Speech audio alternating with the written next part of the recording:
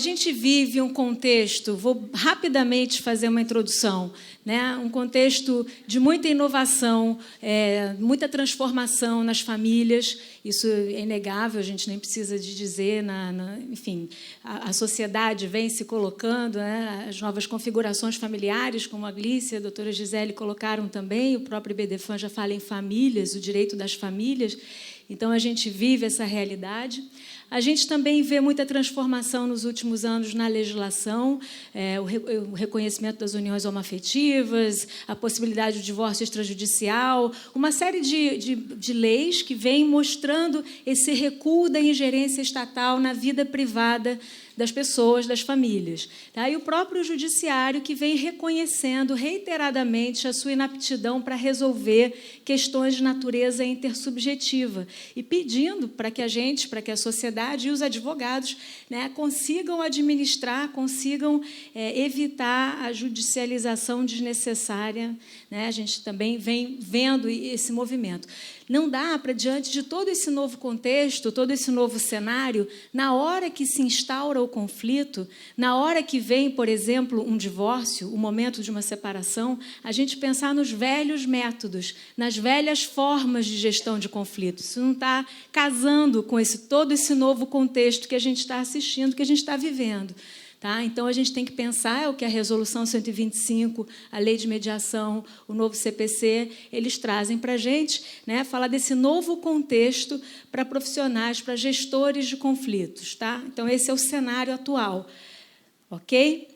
Bom, muito rapidinho, a gente passava da negociação direta para o litígio. Tá? Não sei se todo mundo consegue ver os vetores, né, da relação qualquer, uma negociação direta entre X e Y, não sendo possível chegar a um acordo, a gente passava para abordagem judicial, intervenção de um terceiro, onde as partes não escolhem, né, o seu juiz e essa decisão é imposta. É como se a gente tivesse duas roupas, 2 ternos no armário para os rapazes e 2 vestidos, né, no armário, um de calor, de alto verão, e um de rigoroso inverno. Né? A gente só tinha essas 2 opções. Para as situações intermediárias, a gente ou estava com calor, meio quente, ou meio com frio. A gente só tinha essas 2 opções. Tá? Eu vou passar mais rápido para a gente seguir. A gente passou a conhecer a conciliação de um tempo para cá, e aqui mostra a dinâmica bem, né? O conciliador ele pode sugerir, ele estimula o diálogo entre X e Y. A gente também conhece a arbitragem, já uma velha conhecida da nossa realidade, do nosso sistema, onde X e Y escolhem o árbitro e a decisão é imposta. Né? Não necessariamente o árbitro estimula o diálogo entre X e Y. Mais recentemente, a gente passou a conhecer a mediação, que está aqui. Né? X, aqui está faltando uma setinha, onde X e Y elegem o mediador, que é um facilitador do diálogo, e vai estimular o diálogo para que X e Y cheguem a uma saída, a uma conclusão, que é a sua palestra. Né? Mas eu queria botar aqui para falar e mostrar aonde pode entrar as práticas colaborativas, onde a gente tem a presença de advogados e das mesmas partes, X e Y, e todos dialogando em todas as direções, e é o tema da minha fala. Tá? Queria mostrar para vocês como hoje a gente passou a ter um leque de possibilidades. A gente não tem mais um método melhor do que o outro, ou um método... né? A gente vai ter o método mais adequado para cada caso específico. Não existe um formato único que atenda a todos os clientes. Diante de cada situação, o profissional, o advogado, hoje, precisa fazer essa triagem e precisa perceber o que o cliente dele está precisando, qual é o melhor encaminhamento para aquele caso específico. Tá? E mesmo para os profissionais, nem todos se identificam com essa ou aquela prática, tudo bem, não é para todo mundo, assim como não é para todo cliente, mas o profissional que não conhece e que não sabe manejar essas ferramentas está fora do seu tempo. Digo sem hesitar. Né? Quem hoje não sabe lidar e manusear esses instrumentos não está atento ao que é esperado, tanto da legislação quanto do judiciário e, principalmente, da própria sociedade, que anseia por novas formas, por novas maneiras de encaminhamento de seus conflitos. Tá? Bom, Então, vamos lá. O que são práticas colaborativas, né? Vou contar para vocês a história, alguns já conhecem. Ela surge no início dos anos 90, nos Estados Unidos, por um advogado de família norte-americano, bem-sucedido na prática dele, mas ele começou a perceber os efeitos destrutivos do processo litigioso para o sistema familiar. Ele percebia que, mesmo ganhando as causas para os clientes, eles nunca ficavam felizes, nunca ficavam atendidos. Eu, quando li isso, me vi nesse lugar, porque, como advogada de família, mesmo ganhando a liminar, a sentença, a apelação, tudo que a gente... Jamais estourei um champanhe com o cliente. Diferente de outras áreas, que vai todo o escritório almoçar fora, mas na área de família, não. As perdas sobressaem a vitória processual, né? Ali, o que significa ganhar uma causa no direito de família? O que significa prestar um bom serviço para o cliente? Eu acho que essa é uma pergunta que a gente precisa se fazer. Então, Stuart Webb se fez essa pergunta, chegou a pensar em desistir do direito, mas ele gostava muito de ser advogado. Então, ele resolveu que ele ia limitar a atuação dele à fase de negociação. Ele passou, a partir de fevereiro de 1990, a atuar exclusivamente para construir consenso. Ele resolveu ser um advogado especializado em construção de consenso. Ele escreveu uma carta, comunicou aos colegas, aos juízes da região dele, e, com isso, ele inaugurou essa ideia da advocacia colaborativa, uma advocacia voltada exclusivamente para a construção de consenso. Tá? Então, ele inaugurou o primeiro pilar da prática, que é uma abordagem não adversarial. Tá bom? Bom, uns anos depois... Bom, não está indo. Uns anos mais tarde, uma outra advogada, chamada Pauline Tessler, da Califórnia, e é uma psicóloga com quem ela já trabalhava em laudos, inclusive, elas já muito angustiadas na prática de cada uma, a Peg Thompson, que fazia laudos no tribunal, em casos como esse, separação e alienação parental, elas viviam pensando que tinha que ter uma maneira melhor, tem que ter uma maneira melhor de atender as famílias. E, quando elas ouviram a ideia do Stu, elas disseram, está aí, uma abordagem não adversarial, mas não basta que seja uma abordagem não adversarial. Ela também precisa ser multidisciplinar, porque os conflitos familiares são altamente complexos, têm múltiplas facetas. A jurídica, muitas vezes, é a menor delas, talvez a mais simples, né? Então, elas entendem, elas inauguraram o segundo pilar, elas ampliaram a ideia do Stu, dizendo, olha, a prática colaborativa ela é um método não adversarial e multidisciplinar de gestão de conflitos. Tá? Essa é a ideia, a ideia de uma abordagem que seja ampla e que preserve o sistema familiar. E aí a gente redefine os papéis e os quadrados e como que a gente interage, seguindo a tua linha, né, de raciocínio. Aqui no Brasil, ela veio em 2011 por uma mediadora do Rio, Tânia Almeida. Ela fundou um grupo de estudos. Esse grupo resolveu implementar essa prática, criou-se um site. Essa prática foi inscrita no Prêmio Novari, foi vencedor do Prêmio Novari em 2013, da 10ª edição do Prêmio Novari, e ela vem crescendo exponencialmente. A gente tem dado treinamentos e o apetite e o interesse, tanto por parte dos profissionais, que têm, achamos, uma sensação parecida com a do Stu, por novas formas e por uma forma que traga mais sentido para a sua prática, né?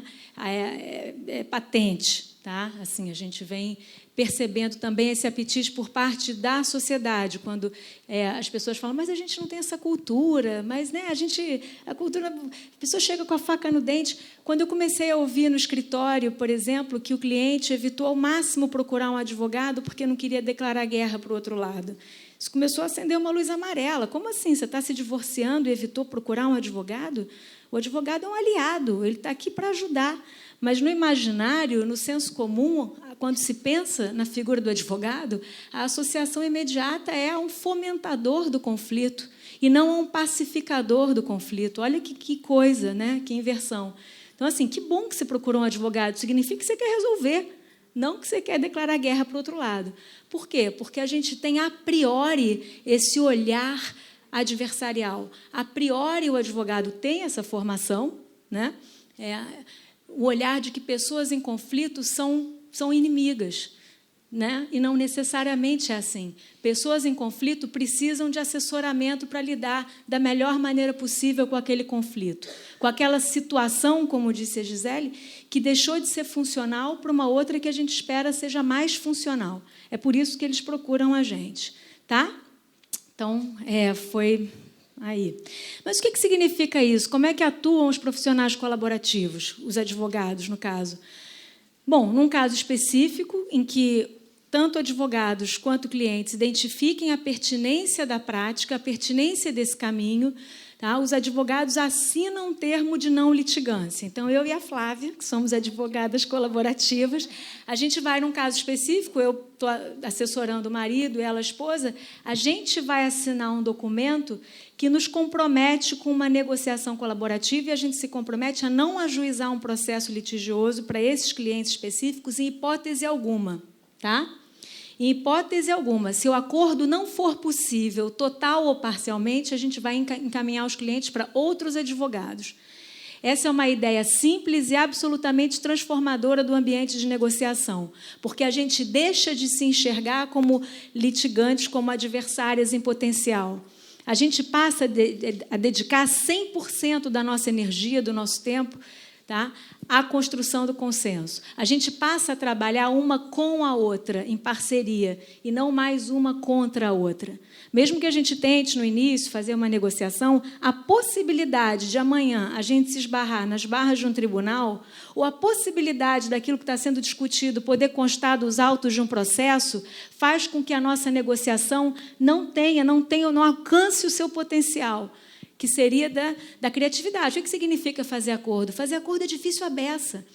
É difícil à beça. Acordo é uma solução, não é mágica.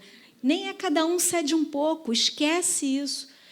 Acordo tem que ser precioso. As pessoas têm que entender que o acordo é a solução com a qual elas possam conviver. É o ponto ótimo da curva. E, para isso, a gente precisa de se dedicar muito, de ouvir especialistas, de buscar alternativas, de poder ser criativo para pensar fora da caixinha, que todo mundo fala muito nisso. Mas como é que se faz isso? Eu só consigo ser criativo se eu não tiver medo. Se eu tiver receio do que ela pode fazer com essas ideias e amanhã colocar nos autos de um processo, eu travo. Eu travo. Então, a gente elimina a ameaça do ambiente. É isso que o termo de não litigância vai fazer. Tá? Vai fazer com que a gente trabalhe em parceria. Então, isso é uma negociação tradicional. Todo mundo sempre negociou, né? A gente vai, mas amanhã eu posso detonar contra o outro. E a gente vai negociando e buscando acordo, sabendo que esse é sempre o melhor para as famílias, mas um pé no acordo e outro no litígio.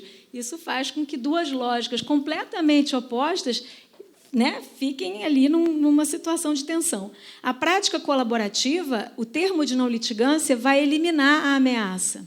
Vai fazer com que a gente não se enxergue e elimine mesmo o medo e a ameaça do ambiente de negociação. Tá? Bom, aí entra a equipe multidisciplinar. Questões complexas, como um divórcio, como conflitos de natureza familiar, precisam, sim, de uma abordagem, de um olhar multidisciplinar. Essa história de que o advogado de família, e aí indo totalmente, né, assim, fazendo coro com vocês, o advogado de família é meio psicólogo, né? Ou psicólogo... Não é. Advogado de família não é meio psicólogo, e a gente não dá conta de alguma dinâmica, de algum padrão, de alguma camada que a gente não compreende. Então, eu preciso de montar uma equipe para me ajudar a entender qual é o desafio do meu cliente. Como advogada de família responsável, eu preciso entender qual é o contexto que ele está inserido. Não só emocional, financeiro, social, cultural, muito maior, e jurídico, quer dizer, é um aspecto da questão. Então, num divórcio colaborativo, a gente tem sempre a presença de advogados. Se não tiverem 2 advogados, né, assinando um termo de não litigância, não é prática colaborativa. Tá? Tem que ter, se for um advogado só atendendo um casal, é uma representação conjunta, como sempre aconteceu. Né? Se forem terapeutas, ou, enfim, uma terapia familiar, é um trabalho de outra natureza. A gente não chama de divórcio colaborativo. Para isso, a gente tem que ter a presença de 2 advogados que assinem o termo de não litigância. Tá? Posso ter profissionais de saúde psicólogos, terapeutas, psicanalistas, enfim, que possam atuar como coaches. A ideia é essa. Às vezes as pessoas já têm o seu terapeuta, o seu analista, que faz um trabalho de outra, que a gente estava conversando ali, né, Glícia? De outra ordem, é outro foco. Aqui eu vou ter um profissional que vai atuar como um coach. Um processo de divórcio é uma montanha-russa emocional, a gente sabe disso. O cliente diz uma coisa, depois ele anda 3 casinhas para trás, aí você vai para frente, ele volta tudo. Tem altos e baixos. Eu preciso de ajuda, eu preciso de drenar essa emoção. Eu preciso de endereçar corretamente essa emoção e não de colocar ela numa petição, né? Um momento que é de exceção ou um momento de baixa, cristalizar ele num pedido qualquer. Então, eu componho uma equipe que vai me ajudar, se necessário, a fazer a transição familiar, tá, do divórcio. Então, eu posso ter especialistas em desenvolvimento infanto-juvenil, se tiverem crianças, aí vai depender do desafio de cada família. Posso ter consultores financeiros, tá? Eu vou desenhar a equipe multidisciplinar de acordo com a necessidade do caso do cliente, daquela família específica. E aí cada família vai ter um desenho diferente. Então, aqui, para a gente fazer um exercício de visualização. Esse é um padrão de condução de divórcio. Procuramos os advogados podem começar a tentar construir um acordo entre o cliente A e o cliente B. Se o acordo não for possível, não necessariamente os advogados vão estimular o diálogo entre essas pessoas aqui. Eu estou falando de divórcio, não estou falando de uma relação com a NET, ou com, né? Eu estou falando de um divórcio, de provavelmente pais de alguém e de um, né? Então, não necessariamente eles estimulam o diálogo. Se o acordo não for possível, vão partir para o convencimento de um terceiro, que também não necessariamente vai estimular o diálogo ou qualquer coisa e vai tomar uma decisão imposta, tá? Os outros profissionais estão presentes na cena, né? Dessa maneira que a gente falou no painel anterior, também trabalhando com a ideia do laudo e da avaliação psicológica, o estudo do caso. Então, o que eu quero chamar a atenção aqui é que todos os personagens estão presentes na cena. A gente tem que estar atento à forma como eles estão organizados, tá? E aqui eles trabalham dessa maneira, né? Trazendo o laudo, a perícia, o estudo, trazendo informação para que o juiz decida, ajudando, né, assessorando o terceiro a tomar a melhor decisão para aquela família. Bom, a cena da mediação. Os mesmos clientes, A e B, vou ter a figura do mediador. Esse é o desenho de diálogo, ele vai estimular aqui, vai, né, facilitar o diálogo entre esses clientes. Os advogados também estão presentes na cena, não necessariamente dentro no momento, na ocasião das sessões da mediação, mas assessorando antes e depois, validando o que estiver sendo combinado, enfim, dando assessoramento para os clientes. E os especialistas também aparecem na cena, tá? Trazendo informação para qualificar o processo decisório que tem essa dinâmica que vocês estão vendo. É válida e vai atender a uma porção de gente, tá? Eu só quero comparar. Na prática colaborativa, você vai ter os mesmos atores e a gente vai montar de acordo com cada família e cada especificidade. Então, eu tenho os mesmos clientes, A e B, os mesmos advogados, nesse caso colaborativos, assinando um termo de não litigância.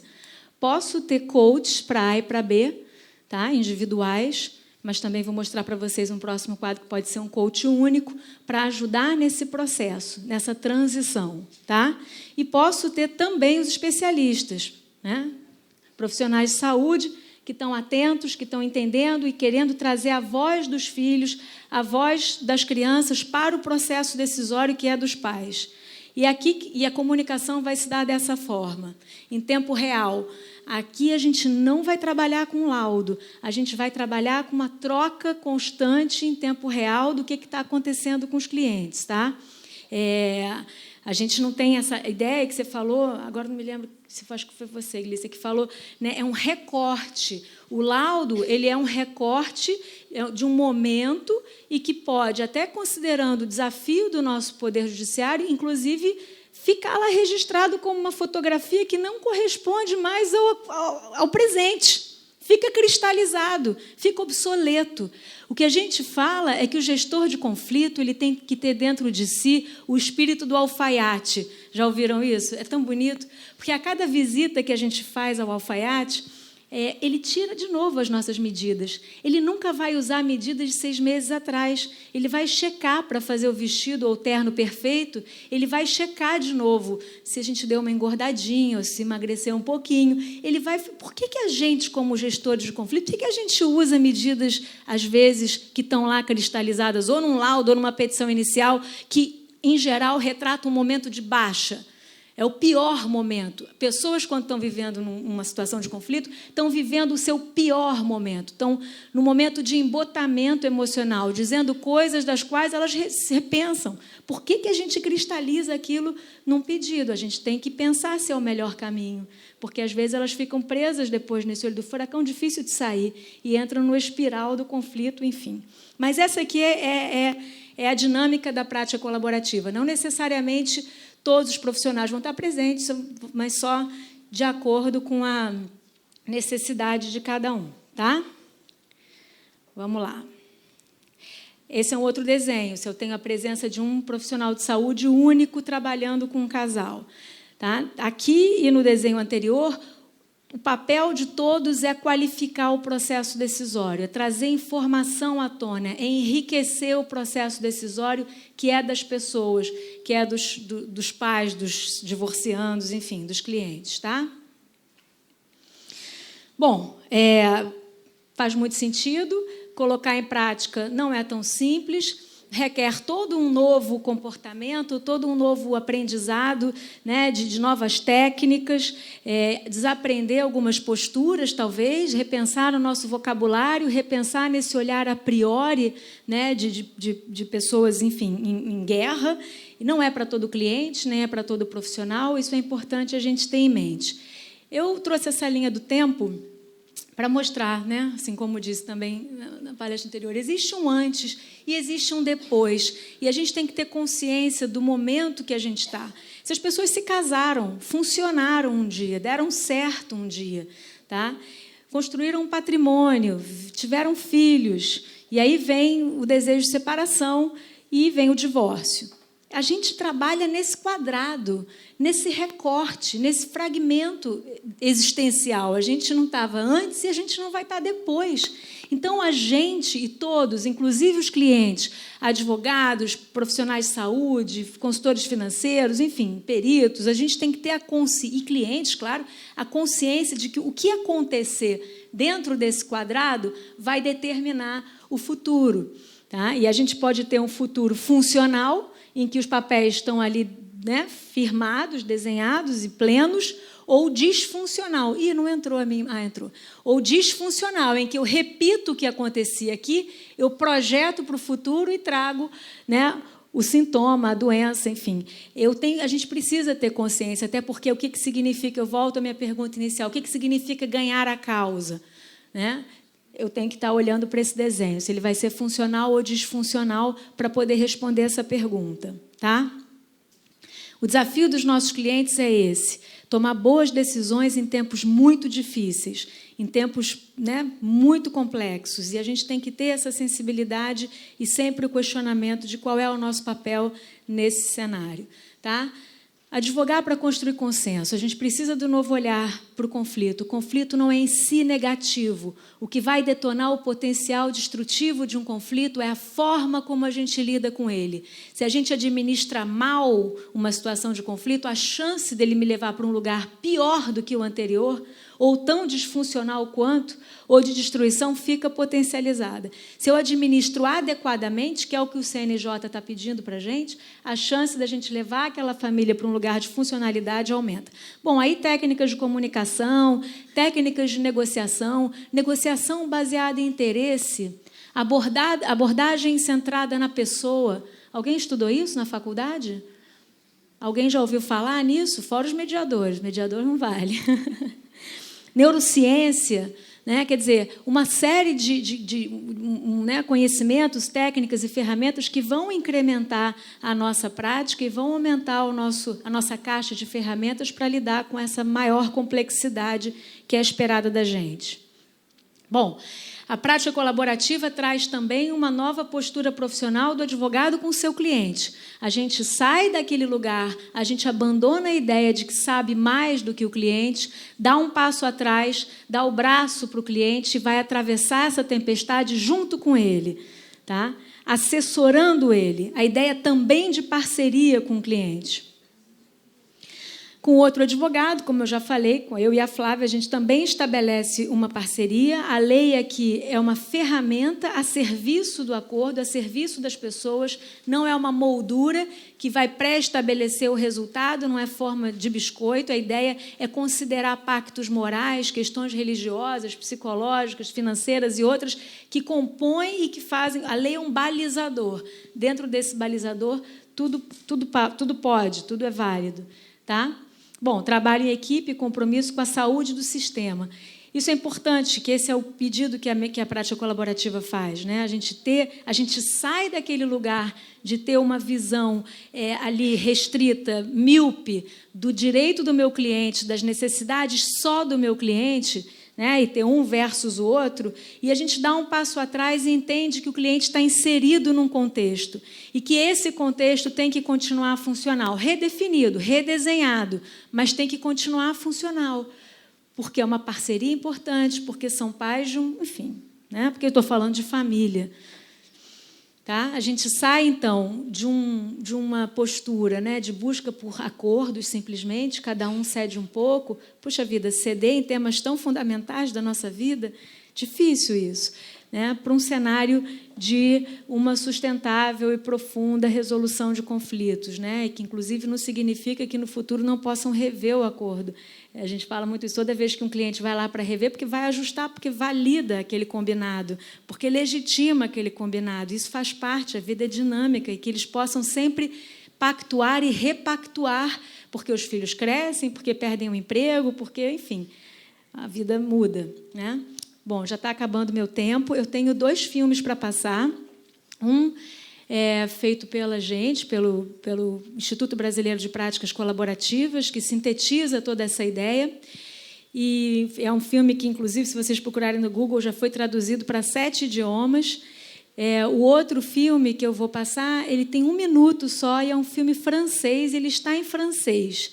Mas eu resolvi passar, ele tem 1 minuto, 1 minuto e 20 segundos, porque ele é muito bom, ele é autoexplicativo, não precisa de entender o francês. Pode? Vai lá. Se quiser abaixar a luz... Pense nessa palavra, relacionamento. É através dela que a vida acontece. Quando o relacionamento tem expectativas de prosperar, ele ganha diferentes nomes: contrato, sociedade, união estável, casamento. E quando esses relacionamentos terminam, vem o desejo de separação. Assim, muitas vezes, começa um processo demorado, desgastante e doloroso, o litígio. E a abertura de um processo judicial é sinônimo de guerra, onde o objetivo de cada uma das partes é a vitória. Vamos observar o exemplo clássico de divórcio. Um processo que tem, de um lado, um marido emocionalmente abalado, um advogado armado para proteger seu cliente, do outro lado, uma esposa emocionalmente abalada e um advogado igualmente armado para proteger a cliente. No meio desse conflito, uma disputa pelos frutos desse relacionamento. Um patrimônio, uma pensão e o maior tesouro, os filhos.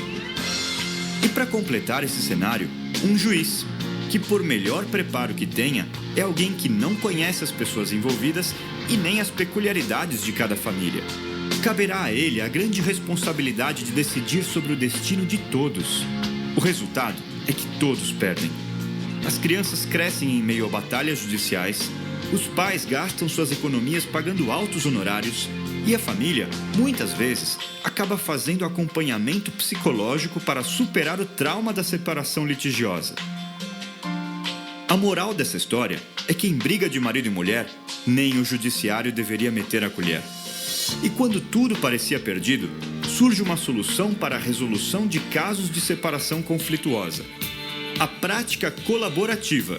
Trata-se de uma metodologia que transforma o processo de separação numa experiência humanizada, começando pelo objetivo do processo, o benefício de todos. A divergência é resolvida de forma colaborativa e multidisciplinar.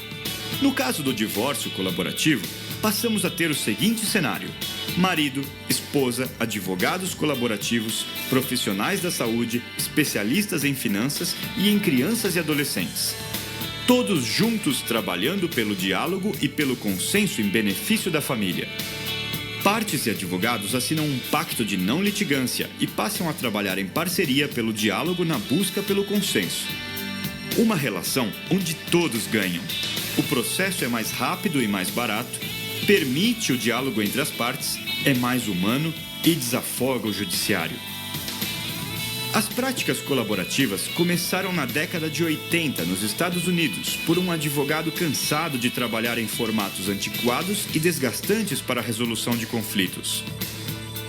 Hoje, existem nos Estados Unidos mais de 5.000 profissionais habilitados para trabalhar com práticas colaborativas nas diferentes áreas do direito: família, civil, corporativo. Agora, ela também está presente no Brasil. Você também pode ser um profissional capacitado a trabalhar com práticas colaborativas. Quer saber mais? Acesse o site www.praticascolaborativas.com.br. Só para corrigir, não foi na década de 80, foi na década de 90 e não são 5.000 profissionais, são 5.000 associados à Academia Internacional de Práticas Colaborativas. Pode botar o segundo? Esse é da Associação Francesa de Práticas Colaborativas. Eles fizeram um vídeo falando do divórcio também.